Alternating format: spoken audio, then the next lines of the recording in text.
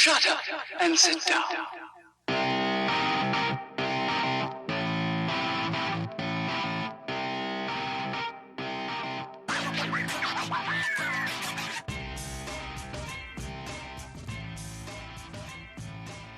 To True Crime Groove. Thanks for listening. I'm your host Maze, and with me as always is the Pineapple Queen. How you doing, Pineapple Queen? I'm good. How are you guys? I'm doing well. I wanted to thank everybody for listening to the podcast last week. We got a great response to that podcast. This is going to be our first podcast where we're doing multiple locations. The Pineapple Queen, as you may not know, is married to a United States Marine, Semper Fi, and he has been restationed to North Carolina. I wanted to thank him for his service and for hers as well, because I believe that if you're a spouse of a man or woman in uniform, that you serve also. How are you enjoying beautiful Jacksonville, North Carolina? So far, it's been very, very nice. We were actually able to take our little one out to the park the other day, so I am enjoying it and not missing the snow so much right now. So yeah, we got about 6 inches dumped on us today, so it's pretty cold here.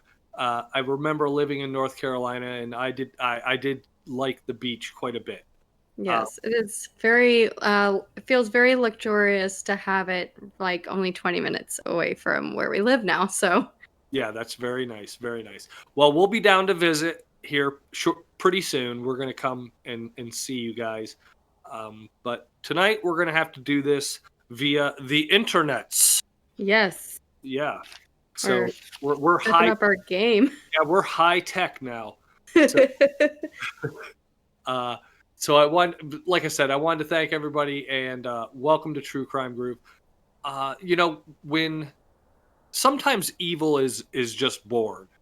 You have your John Wayne Gacy's, you have your Ted Bundy's, you have your Jeffrey Dahmer's, what have you. But sometimes evil meets evil, right? Mm-hmm. You take two people that maybe, had they not met, maybe they wouldn't have turned out the way they did, but having met, they brought out the worst in each other. And that's our case tonight. Tonight, we will be discussing the Toolbox Murders. Let's get our groove on and talk some true crime.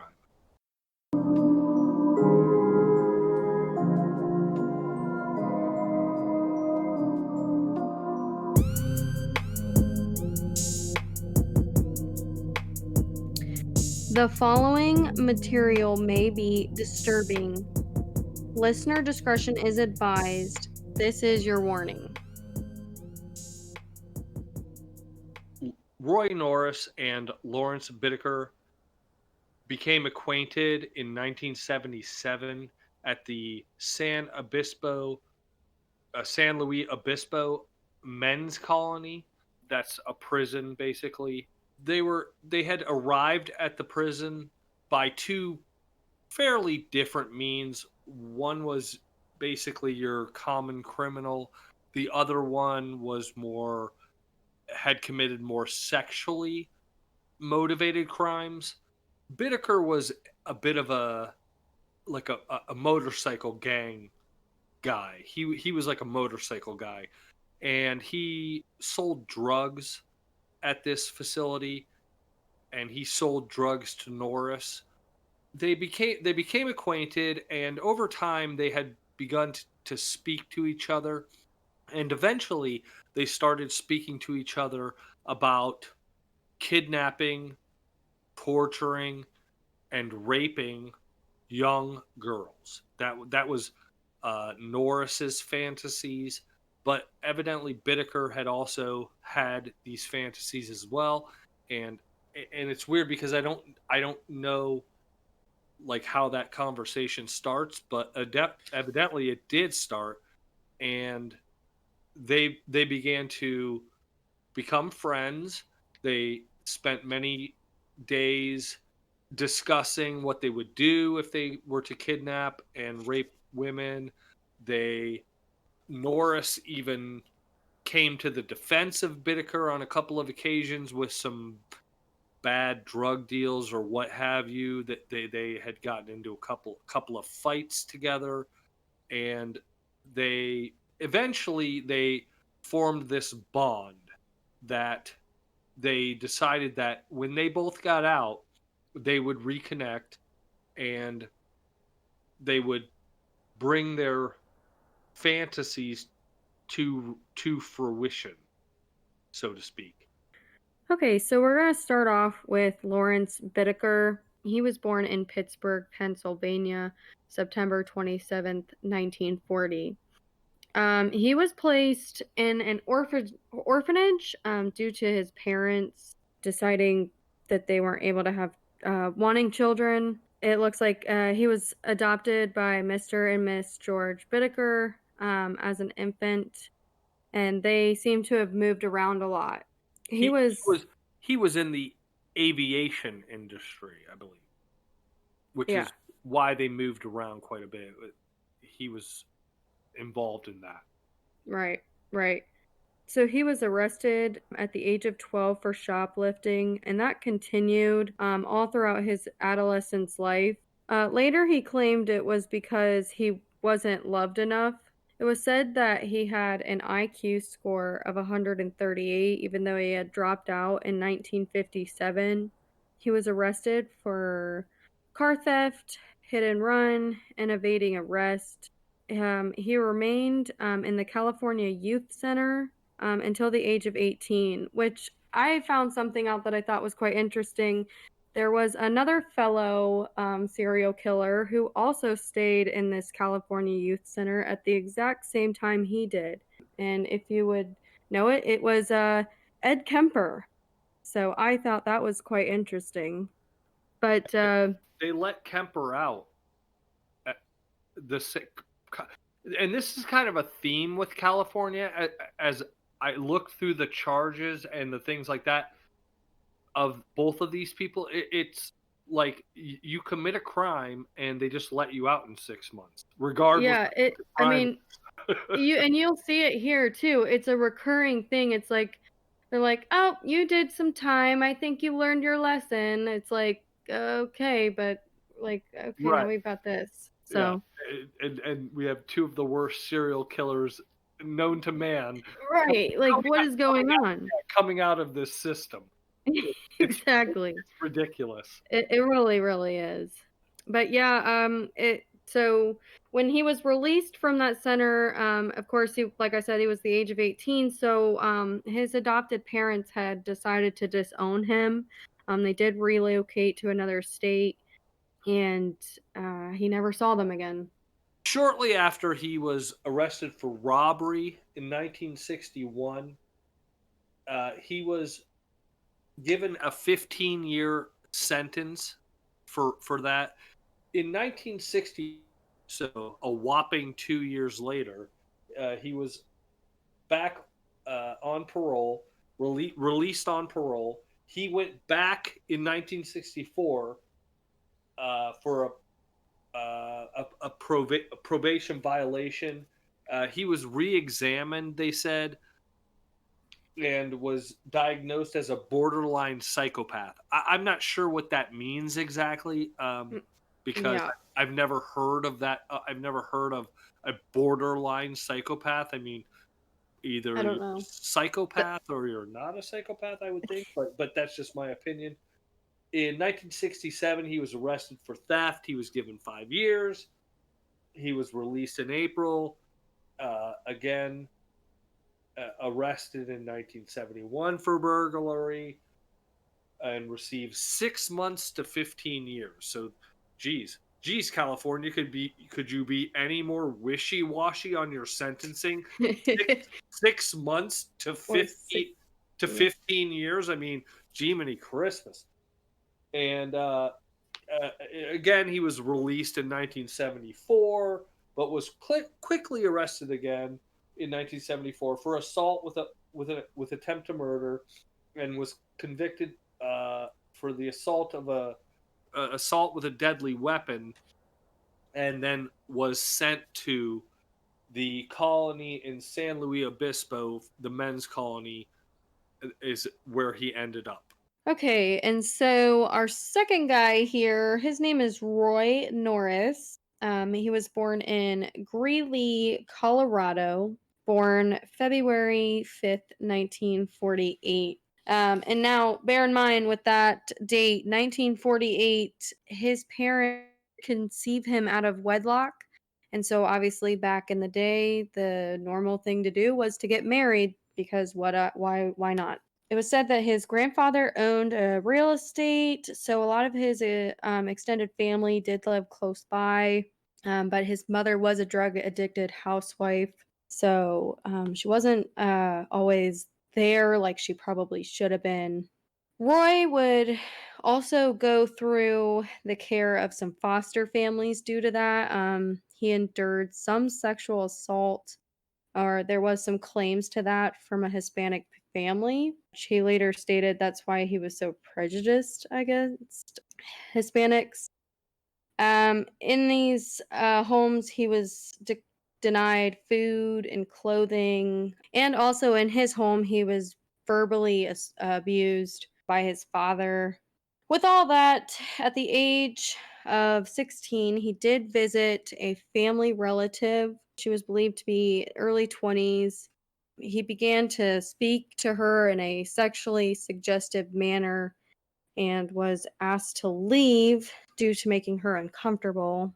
And the end result. I'm gonna jump in right there, and I'll just, because I just wanted to note the difference between Bittaker, who was committing more like violent but normal kind of robbery, assault, those kinds of crimes, and Norris, who is getting into more of the sexually. Right. So you can definitely see the difference there with them, Right. and kind of where, when we do get into it, you'll see like how when they did end up taking their first victim, why they did what they did and that Right. kind of thing. Right. So. Sorry, go ahead. Oh, no, you're totally fine. Like, that's the whole point of this, isn't it? I think it is, but yes. His father did threaten to beat him for such behavior. I'm not sure if that actually did end up happening because of the situation with the family member, but I think this was kind of a turning point in Norris's life, and if only this would have worked, we maybe wouldn't have this story to tell today. But Norris stole his dad's car and drove it into the Rocky Mountains, Right. where he did attempt to commit suicide by injecting air into his arm.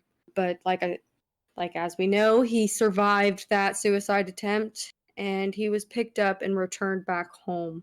Later, him and his sister were told by their parents that they were unwanted and that they were going to get a divorce at the age of, they both turned 18. Right. They were basically going to disown the two kids. Right. They were kind of done. So he joined the Navy. Yeah, about 1 year later, after he dropped out of high school, he joined the Navy. That was in 1969, and that was during the Vietnam War. 1965. Oh, yeah, that's right. It was 1965. I do believe he was in Vietnam in 1969. Right. Yeah, and while he was there, he did not see combat during his 4-month tour. But in 1970, he was honorably discharged from the Navy after that one tour for psychological problems. Yeah, I think he had gotten into some bad stuff while he was in the Navy. I saw two different accounts. One, he had an honorable discharge in 1970. The other said he had a administrative discharge Mm. in November of 1969. Which, if you have an administrative discharge, it's not the same as like an unhonorable discharge, but it's definitely not the same as an honorable discharge, which is the norm. In November of 1969, he's charged with rape and attempted rape. He tried to force his way into a woman's vehicle. Shortly after that, he was diagnosed with schizoid personality and some kind of sex offender thing that they used back then. I'm not sure exactly what that is. Yeah, I believe it was the mentally disordered sex offender is what they called it. Yeah, I don't know what that is exactly, but in 1970, he attacked a woman at San Diego State University, right? Yeah, it was believed to be a female student, and he had been stalking her, and he had hit her on the back of the head with a rock, and then, if that wasn't enough, he then bashed her head into the sidewalk. Yikes. Which, yeah, it was horrifying. So grade A piece of shit. Yes, essentially.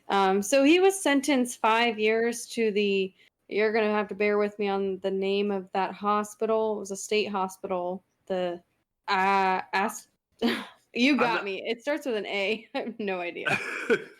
Do you have the spelling? Because I don't have that. I don't have. Yeah, that. it's ATASCADERO. Atascardo. Yeah. Okay. You heard it first, folks, from PQ. I have no idea. But it's okay. a state hospital there. And so this is just where it's like I said, just ridiculous when it comes to how they run things, I guess. But he was released in 1975. The doctors declared, quote, "no further danger to others," end quote. He's an angel. Yeah, all of a sudden he's cured. But 3 months later, he offered a ride to a woman, and when she declined, he grabbed her scarf by twisting it around her neck and informed her that he was going to rape her. And he dragged her into some nearby bushes and essentially started to rape her. Raped her.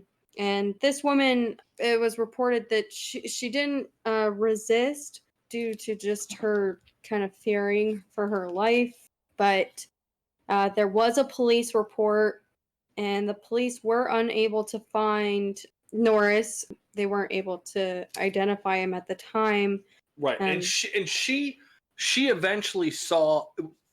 The thing is, it was a motorcycle. He was on a motorcycle, and he was trying to give her a ride. He asked her, "Hey, do you want to ride home? Mm-hmm. I'll give you a ride home." And she declined, and then that's when he attacked her.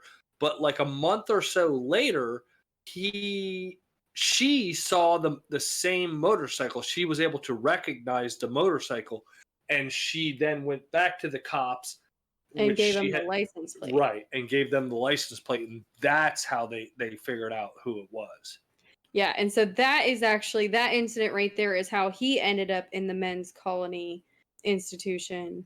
So, where he then obviously met Bittaker. And it's, so you have these two guys, one committing, like regular crimes, just normal crimes, you would call them, I guess. And then you have this other guy committing more sexually motivated crimes. They both go to prison. They both end up at this men's colony in San Luis Obispo in California. And what grows from there turns out to be terrifying. These two met at the men's colony. Bittaker was a bit of a motorcycle gang guy. He hung around those types. So he, shortly after arriving, he started selling drugs, and one of his loyal customers was Norris. They would eventually start talking. At first, just you know, hi, how's it going? How's your day? Whatever. The, After a while, they started taking like walks, and they actually started discussing An their interest. their interest in young girls, kidnapping them, raping them, and killing them. How that comes up in a conversation, I'm not really sure. I guess if you're in prison, I guess maybe it happens more often. I don't know, but Norris stepped in a couple of occasions and helped Bittaker out of a couple of scrapes, a couple of fights he got into, and so they started forming a bond, and they made a pact basically and said, well, when we get out of here, let's do this. Let's go hunting. So Bittaker was released on October 15th, 1978. It seemed to be when he got released that he became like this upstanding citizen. For that time, he was making good money. I believe you were saying he gave food to the homeless. Yeah, he was considered very friendly. People said he was friendly, generous, helpful. He gave money to the home, or gave food to the homeless. Would His house was known as kind of the local hangout for teens. That he allowed the younger kids to come over and drink beer and smoke pot at his house. I'm not sure if he was still selling pot at this time, but because he did have a pretty good job eventually at this time. So, he seemed to have been kind of changing his life around, you would think, right? Yeah, it was going in that direction. Yeah. But 3 months later, Yeah. On Nor, Nor yeah, go ahead. January 15th, 1979, Norris was released. He went to I his mom's house in hmm Redondo Beach hmm and got a job as an electrician yeah. in Compton. Now I was thinking he received a letter from Bittaker because I think he got some sort of like something in the wind that he was released, so he sent him a letter asking if they wanted to meet up. And that was in late February. Yes, and Um, they decided that they would like to kind of pool their resources and do this do these crimes together. They went ahead and purchased a van, a 1977 GMC Vendura, mhm, and yeah, they gave it the nickname of Murder Mac. yeah, That's lovely. yeah. Crazy, crazy people. So, I believe they were from February. So after they had purchased this, February to June, they had kind of practiced. They were like, I know that it was said that they were taking pictures near the school beaches. They were kind of driving the car around. They would pick up hitchhikers and just kind of do practice runs to see how they would go about doing what they were going to do. But what I heard was about 20 hitchhikers they picked up, and they didn't assault or do anything to these girls. Like I Right. said, they were kind of just They were testing out different ruses that they hmm would use. One was the offer of alcohol, pot, rides, and those kinds of things. They were also scouting out remote areas. They would hmm drive these people into the San Gabriel Mountains. Eventually, they found a road with a fence and a lock on it. And what they did was it was a fire road. I guess it's for a road so that if there's a forest fire, like a fire engine can get back there. And what they did was they cut the padlock off of the gate, and they put a padlock on that gate that was theirs, that they bought. So they had sole access to the road. Anybody else trying to get into that road would have to bring a lock cutter and cut the lock off. By the end of June, playtime was over. They were ready to start. They On June 24th, 1979, they abducted a 16-year-old girl named Lucinda Lynn Schaefer. She was walking home from church. They had just gotten done constructing a bed in the back of the van, like cinching it down with however they did.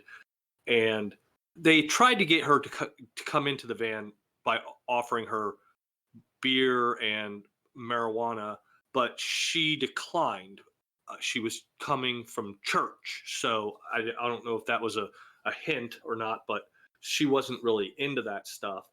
So they drove up ahead of her, and Norris was kind of had slid the side door open and was kind of leaning into the van. He turned around and as she walked by, he turned around and engaged her in some fashion, like, hey, or where are you going, or whatever, said something to her. And then he grabbed her and threw her into the van. Bittaker turned up the volume in the van, full blast, so that she couldn't be heard. And Norris began to bind and gag her, both her arms and her legs. From all accounts, she was mostly compliant with their demands at first. They drove her into the San Gabriel Mountains to the fire road that they had the key to the lock, and they both raped her. On Norris's second attempt, she asked him, "Are you going to kill me?" And he told her no. She explained that she wanted to be allowed to pray. If they were going to kill her, she wanted to be able to pray first, if that was what they were going to do. So there was some conflicting accounts of the actual murder because both of them gave kind of different stories. But from what we can tell, Norris tried to strangle her, but got sick to his stomach, and he kind of lurched into the front of the van and threw up. So Bittaker then strangled her until she collapsed and began to convulse. He then wrapped a wire hanger around her neck until she was not moving anymore. She was never granted that prayer request. Her lifeless body was wrapped in a shower curtain and thrown into a nearby canyon. Bittaker was pretty convinced that the body would never be found and would be eaten by animals before anyone ever found it, and there basically would be no evidence. On July 8th, 1979, they encountered a hitchhiker, Andrea Joy Hall.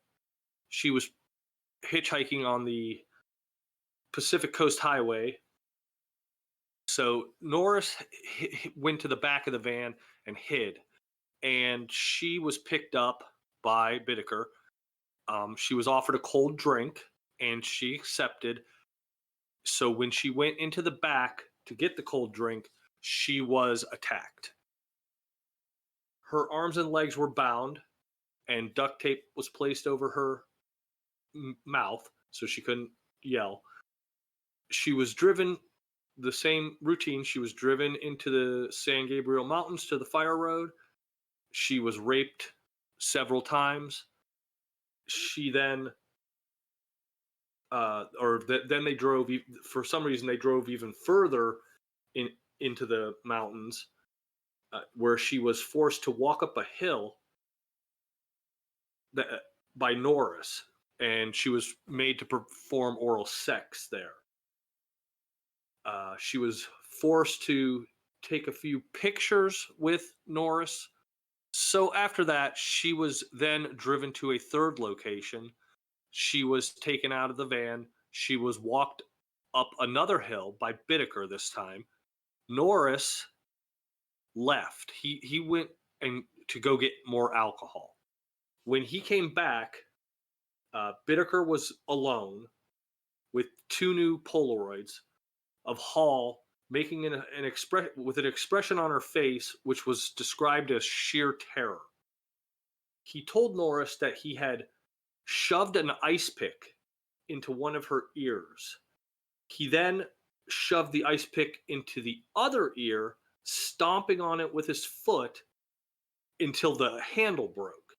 And then he strangled her and threw her off of a cliff. For the next murders, they actually grabbed two girls at the same time. I'm going to call them by their last names for this portion because the first victim's name was Jackie Gilliam. The other victim's name is Jacqueline Lamp. So they're both named Jackie. So just to make sure you know who I'm talking about. On September 3rd, they spotted Jackie Gilliam and Lamp. Jackie Gilliam's 15, Lamp is 13. They saw them at a bus stop in Hermosa Beach. They offered them a ride. The girls accepted. They smoked a little pot and were getting along okay until the girls noticed that they were off the highway and they were starting to head into the San Gabriel Mountains. The girls started protesting. They said, hey, let us out. We want to get out. We don't want to go into the mountains. Lamp at one point tried to open the door to the van, and Norris struck her in the head with a bag of weights that they had in the back of the van. He was then in the process of binding and gagging Gilliam when Lamp woke up and again was trying to get out of the door. So Bittaker had to slam on the brakes, stop the vehicle, and punch Jackie in the face to get her under control. They were able to get the girls bound and gagged, and they drove into the mountain. They forced the girls to pose for pornographic images.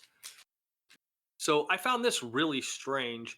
At one point, Bittaker is raping Gilliam and forcing her to pretend she was his cousin. I don't know what that was all about. But he also repeatedly stabbed her breast with the ice pick that he had purchased. He had taken off one of her nipples with like some pliers or a vice or something. It's just horrible stuff. So after spending 2 days raping Gilliam and abusing both girls, they eventually got to the point where they need to get rid of the girls. Norris suggests to Bittaker that they kill Gilliam quickly because she had been pretty cooperative during this assault. Bittaker would have none of that. He then Yeah, I believe he, quote, said, "No, they only die once," unquote. Right. Yeah. He stabbed Gilliam in the ear once again with an ice pick, and then he strangled her to death. When they got around to Lamp, she had requested earlier that she not be raped because she was a virgin, and they honored that request. Which I honestly thought was strange because of the first victim and them not even bothering to honor her.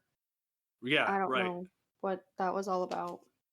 But Bittaker was upset about this. He didn't like the girl, and so he threw her out of the van and hit her with a sledgehammer over the head. He thought he had killed her. He had not. She opened her eyes, so Norris got out and bludgeoned her with the sledgehammer and then eventually ended up strangling her. And what was that quote you found? Yeah, I believe when they threw her out of the van, they, quote, said, "You wanted to stay a virgin. Now you can die a virgin," unquote. So these guys are a couple of princes. Yeah. Norris eventually strangled Lamp to death, and the bodies were then tossed off an embankment, per their MO, per what they usually did. Bittaker and Norris claimed their final victim on Halloween night, October 31st, 1979. She was hitchhiking home from a party. They offered her a ride. She accepted, I think mainly because she knew Bittaker. Not well, but they were acquaintances. He used to frequent a restaurant, was it? Yeah. That she worked at? Yeah, she was a part-time waitress, and he would come in and eat there sometimes. They offered her some pot. She declined. She was then they drove to a remote street, and they pulled over, and Norris pulled out a knife and basically threatened her into letting him bind and gag her. At that point, Bittaker switched spots with Norris, and they started driving around basically aimlessly, just driving around. And Bittaker began to assault her with his fist. He forced her to scream. He, at one point, was like asking her, "What's the matter? Don't you like to scream?" And things like that. They then gagged her, and Bittaker then switched spots with Norris. So Bittaker's now driving at this point, and Norris is back there, and he began to assault her. As he raped and sodomized her, he punched her breasts. He tortured her with pliers. She pleaded with him to stop. As before, they also tape recorded some of this assault, so there's an audio of it. Norris picked up a sledgehammer and smashed it onto her elbow, I believe like 23 times.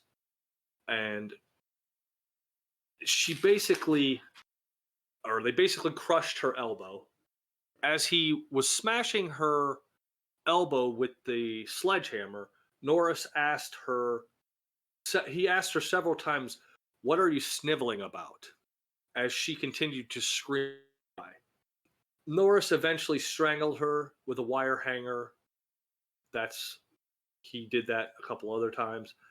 Bittaker dumped her body on the front lawn of a house in a neighborhood, and he basically did that because he said he wanted to see what kind of reaction the press would have to this. Yeah, I think he was kind of upset that they weren't getting the like news coverage like that they were hoping for. Like Yeah, not necessarily like because obviously they were dumping their bodies off of a side of a mountain that was pretty, remote. Yeah. Yeah. But they also kind of wanted that media attention. Yeah, this is definitely a "hey, look at us" move by Bittaker at this point. Yeah. Her body was found by a jogger the next morning. An autopsy revealed that she had been raped. She'd been sodomized, as I said, raped with some kind of objects. She'd been strangled. She'd received blunt force trauma to the head, breasts, and her left elbow.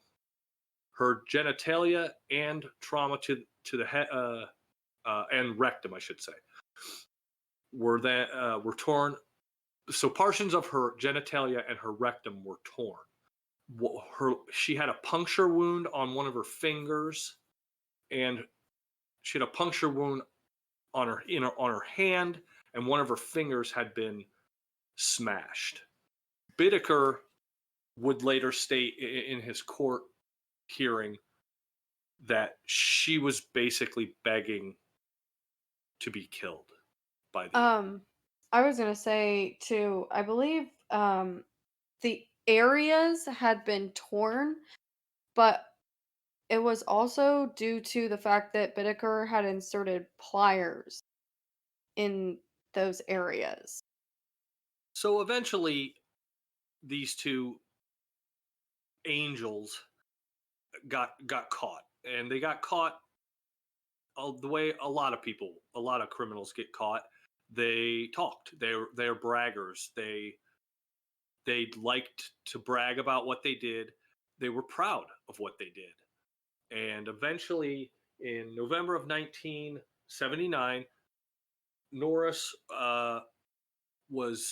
got in contact with an old friend from prison by the name of Joseph Jackson. He detailed to Jackson the 5 murders and was, like I said, bragging about what Bittaker and him had been up to over the last couple months. So Jackson eventually went to authorities, to the Hermosa Beach police, and it was assigned to a detective, Paul Bynum.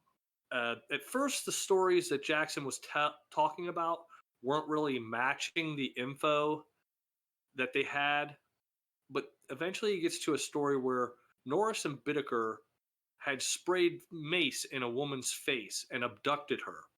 They raped her, but they didn't murder her. They let her go. That particular case did ring a bell with Bynum. That was familiar to him. He then found the case file. It was the rape of a Robin Robeck. He went to her house and he showed her some photos, and she was able to easily identify Norris and Bittaker. So having connected the 2 men to that rape, the police department and Bynum placed surveillance on Norris, and in short order, they witnessed him selling drugs, and they picked him up on a parole violation. That same day, they went ahead and arrested Bittaker for the rape of Robin Robeck. Later on, Robeck was unable to identify the 2 men in a lineup, but because they had witnessed Norris selling drugs and Bittaker had been in possession of drugs when he was arrested, they were able to hold them both on parole violations. They went to Bittaker's apartment. They found Polaroids of some of the victims, and both of the people that they found the photos of were people that had been reported missing. So they knew that something had happened to those girls. A search of the van. In a search of the van, they found the sledgehammer, the bag of weights, a book on police frequencies, a jar of Vaseline, and 2 necklaces. They also found a tape recording of one of the victims screaming and in distress. They eventually figured out that was Shirley Ledford's voice. They determined that her mother listened to the tape and stated that was her daughter. They also, in Bittaker's room, his motel room, they had found an acidic material that he planned to use on future victims. On November 30th, 1979, Norris attended his preliminary hearing. It was said that he looked notably stressed and shaken. He was brought into the court, and he was, at that time, I think he started to crack. He waived his Miranda rights. So once he waived his Miranda rights, the police were then allowed to start questioning him. He first denied the rapes and murders, but after being presented with the evidence, he began to confess.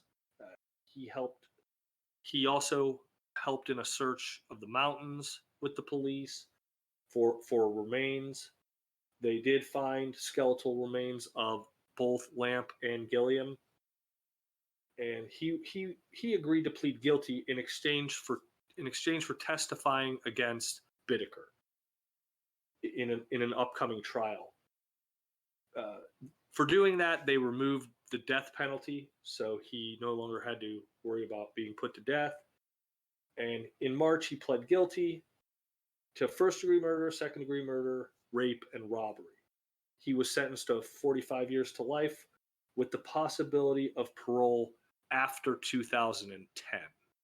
Okay, so Bittaker's plea hearing was April 24th, 1980.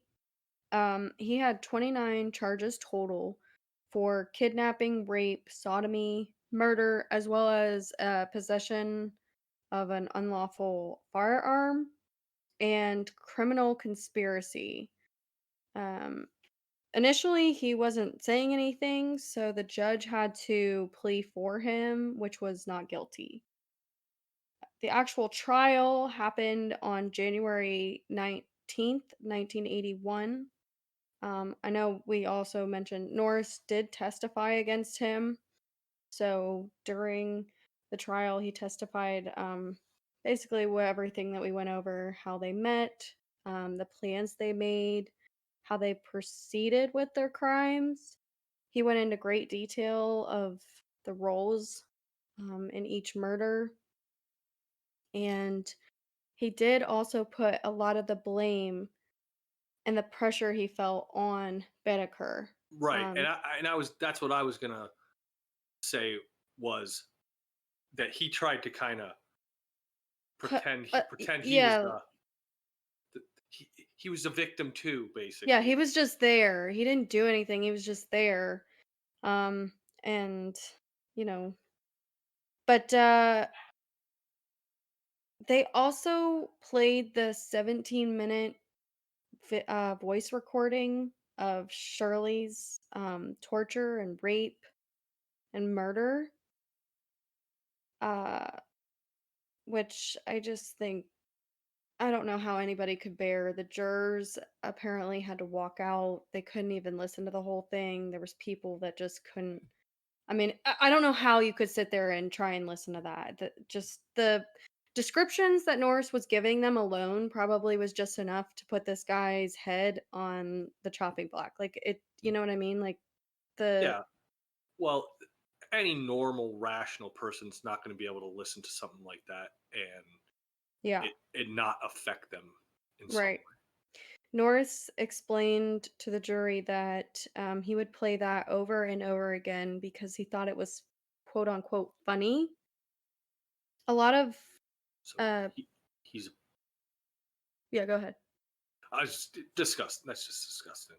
Yeah, Bittaker was a disgusting human being. He was described as smiling and laughing during the trial, and especially while this audio was being played.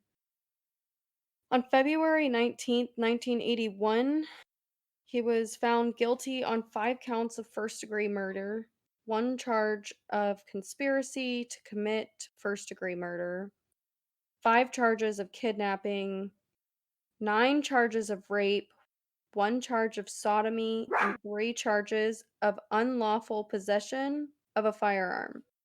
He was sentenced to death and showed no emotion when given the verdict.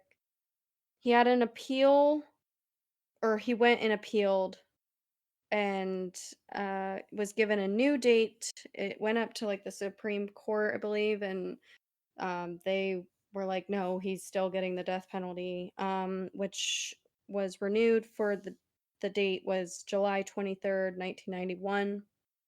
I believe he kept appealing, but they kept saying, no, you're going to be on death row. But that never ended up happening. He did end up passing December 13th, 2019. Well, the thing is, in California, they don't execute people. They have the death penalty, but I can't remember exactly when the last person that from California that was actually put to death. But there's no death penalty in California anymore. They I have it mean, on the books, but they don't utilize it. They don't use it. right. Both of these guys got to live their lives out, with free healthcare and 3 hots and a cot. yep. Well, and they both just died of natural causes. Okay, and fast forward to December 10th in 1987. Paul Bynum, the chief investigator of this He committed suicide. He was only 39 years old. It was stated that he wrote a 10-page suicide note stating that the murders would haunt him and that he feared that they would be released. Because, like we said, kind of is California's MO. Yeah, I don't know. Um, I don't know why somebody would kill themselves because these two idiots are gonna get released, but that right. doesn't make any sense to me. But whatever. And who writes a 10-page suicide note? Yeah, Not, that's a little winded. yeah. So it was said that it was a self-inflicted gunshot wound. But I did look a little bit more into it, and it looks like in 1980 he was a trial witness to a case called the McMartin family trials. And it I know, was, I know that case well. yeah. You want to explain roughly just to summarize? Well, just basically, this family owned a daycare, and I don't want to say exact. They got in trouble for child molestation. The kids were confessing to these things, but the more they confessed, the weirder the things got, and it started to become clear that probably none of that stuff ever happened, and they were just kind of drugged through the mud for years. Yeah, and initially, I mean, the charges were dropped and nobody was like nothing came of it. Yeah, So, but they made their lives living hell I mean, yeah. Oh, before for that happened. sure. Yeah. So, I don't know. A lot of people say, oh, because he had evidence or whatever. But I mean, they did present his evidence in trial anyway. So, yeah. And then the recording that was left in, or that was used of Shirley, the FBI Academy uses that recording to this day to desensitize new FBI agents for in training purposes. Yeah, that's got to be a extremely valuable tool because after you listen to something like that, it's going to change. It's going to change you. Yeah, I I'm, mean I'm, I was just gonna say they say that when you're watching like a horror film or something like that and you hear the woman screaming, it's like it doesn't do that much. Some people like almost laugh because it's not real. they know it's not real. Right. When you know it's real, That you're gonna definitely take a different uh, uh, approach. yeah, exactly. So, well, Well, yeah. So that's pretty much the Toolbox Murders. We hope you enjoyed listening. We picked this case because we're just kind of piggybacking off of our last case. We got quite a bit of response to that case, and so I found this case, and I thought, well, this sounds similar in nature, at least in the rough edgings of it, not the details. But um, so thanks for listening. We want to encourage everyone to follow us on our platforms, our Facebook, Instagram, Twitter. If you have an idea for a case that you'd like us to do in the future, you can leave that in the comments on the YouTube channel. And that's about it. PQ, got anything? I just wanted to thank you guys all for listening as well, and we want you guys to stay safe out there and peace, love, and stay groovy.